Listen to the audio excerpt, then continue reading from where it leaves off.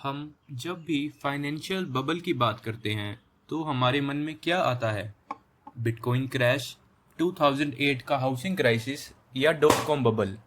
इतिहास का सबसे पहला और सबसे अजीब मार्केट क्रैश किसी करेंसी की वजह से नहीं, बल्कि एक फूल की वजह से हुआ था।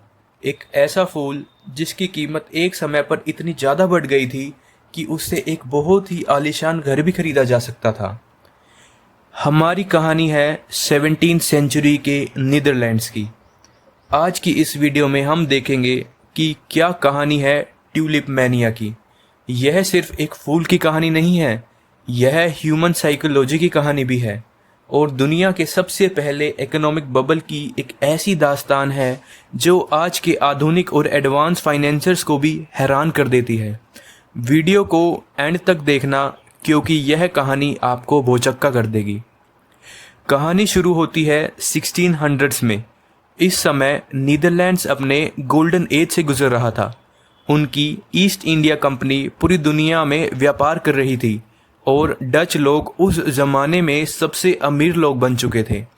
जब लोगों के पास इतना नया नया पैसा आता है तो वो दिखावा करना शुरू कर देते हैं, जिस जैसे लग्जरी आइटम्स की मांग बढ़ जाती है और उस समय सोसाइटी में अपनी हैसियत दिखाने का सबसे बड़ा स्टेटस सिंबल था ट्यूलिप का फूल। लेकिन ट्यूलिप में ऐसा क्या खास था? यह फूल सेंट्रल एशिया से तुर्की के रास्ते होते हुए यूरोप पहुंचा था। इसकी सबसे बड़ी खूबसूरती इसके चमकीले और गहरे रंग थे जो यूरोप के किसी और फूल में नहीं मिलते थे। लेकिन यहाँ एक इंटरेस्टिंग मोड आता है। एक ही रंग के होने के बावजूद कुछ ट्यूलिप में बहुत ही खूबसूरत पैटर्न्स बन जाते थे, जैसे किसी ने फूल पर सफ़ेद और लाल रंग से ब्रश कर दिया हो। उस ज़माने में लोगों को लगता था कि यह कोई जादू है, लेकिन असल में यह एक बीमारी थी जिसे ट्यूलिप ब्रेकिंग वायरस कहा जाता था। इस वायरस की वजह से फूल का रंग और पैटर्न बदल जाता था। अब क्योंकि यह बीमारी नेचुरल थी, इस पर किसी का कोई कंट्रोल नहीं था और इसलिए ऐसी तरह के फूल बहुत कम मात्रा में उगते थे। लेकिन उनकी मांग अचानक से आसमान छूने लगी और इनमें से सबसे प्रसिद्ध वैरायटी थी सेम्पर अगस्टस, जो उस समय दुनिया की सबसे महंगी चीज़ बन गई थी। यहाँ पर इकोनॉमिक्स का एक बुनियादी नियम लागू होता है, कम आपूर्ति और अधिक मांग, जिससे कीमतें बहुत ज़्यादा बढ़ जाती हैं। ट्यूलिप को उगाना बहुत ही मुश्किल काम था। एक बीज से फूल बनने में 7 से 12 साल लग जाते थे और अगर आप इसके बल्ब से भी उगाएं तो भी साल में सिर्फ एक ही बार फूल खिलता था, वो भी केवल जून से सितंबर के बीच।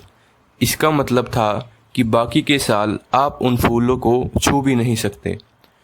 तो व्यापारियों ने इसका एक समाधान निकाला और यही से जन्म हुआ उस चीज़ का जिसे हम फ्यूचर्स कॉन्ट्रैक्ट कहते हैं। जब फूल ज़मीन के अंदर होते थे तब उन्हें बेचा नहीं जा सकता था, इसलिए लोगों ने कागजी पेपर कॉन्ट्रैक्ट्स पर साइन करना शुरू कर दिया। मतलब, मैं तुमसे आने वाली गर्मियों में इस तय कीमत पर खरीदूंगा। अब फूल हाथ में नहीं है, सिर्फ एक कागज़ का टुकड़ा है। डच लोग इसे विंड हैंडल कहते थे, जिसका मतलब था हवा का व्यापार।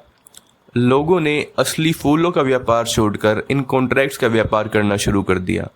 आज कॉन्ट्रैक्ट 100 में खरीदा और कल किसी को 200 में बेच दिया। लोग बिना फूल देखे ही लाखों कमा रहे थे।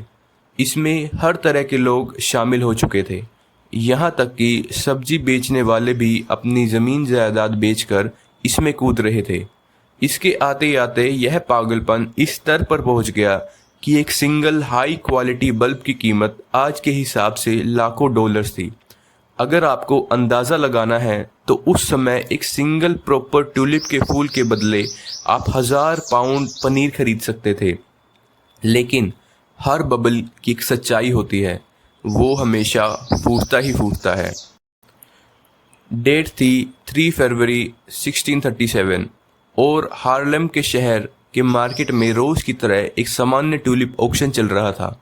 एक व्यापारी अपना कॉन्ट्रैक्ट्स बेचने के लिए खड़ा था, लेकिन अचानक कोई भी बोली नहीं लगाता। ऑक्शनर कीमत थोड़ी कम करता है, फिर भी कोई नहीं खरीदता। अचानक लोगों के दिमाग में एक सवाल आता है, मैं इस फूल का करूँगा क्या? क्या इसकी सच में इतनी कीमत है? बस यही एक पल था और उसके बाद घबराहट पूरे देश में आग की तरह फैल गई। अगले ही दिन हर कोई सिर्फ इसे बेचना चाहता था, लेकिन खरीदने वाला कोई बचा ही नहीं। जो कॉन्ट्रैक्ट्स कल तक आलीशान घर के बराबर थे, उनकी वैल्यू अचानक से 99% तक गिर गई और मुकदमों की बाढ़ आ गई। एक छोटा सा हिस्टोरिकल करेक्शन करना ज़रूरी है। कुछ आधुनिक इतिहासकार मानते हैं कि इस क्रैश से पूरी अर्थ डच व्यवस्था नहीं बर्बाद हुई थी, बल्कि केवल कुछ अमीर व्यापारी ही डूबे थे। लेकिन यह घटना मानव इतिहास का सबसे बड़ा सबक बन गई। ट्यूलिप मैनिया हमें दो बड़ी चीज़ें सिखाती है। फियर ऑफ मिसिंग आउट, यानी जब सब कमा रहे हों तो बिना सोचे समझे बाजार में मत कूद पड़ो।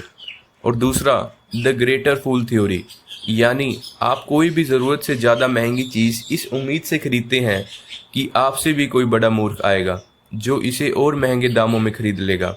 लेकिन एक दिन मूर्ख ख़त्म हो जाते हैं। जब भी आप ऐसे एसेट में इन्वेस्ट करें जिसकी कोई वास्तविक उपयोगिता या वैल्यू ना हो, तो याद रखना, कहीं आप 21वीं सदी का ट्यूलिप तो नहीं खरीद रहे।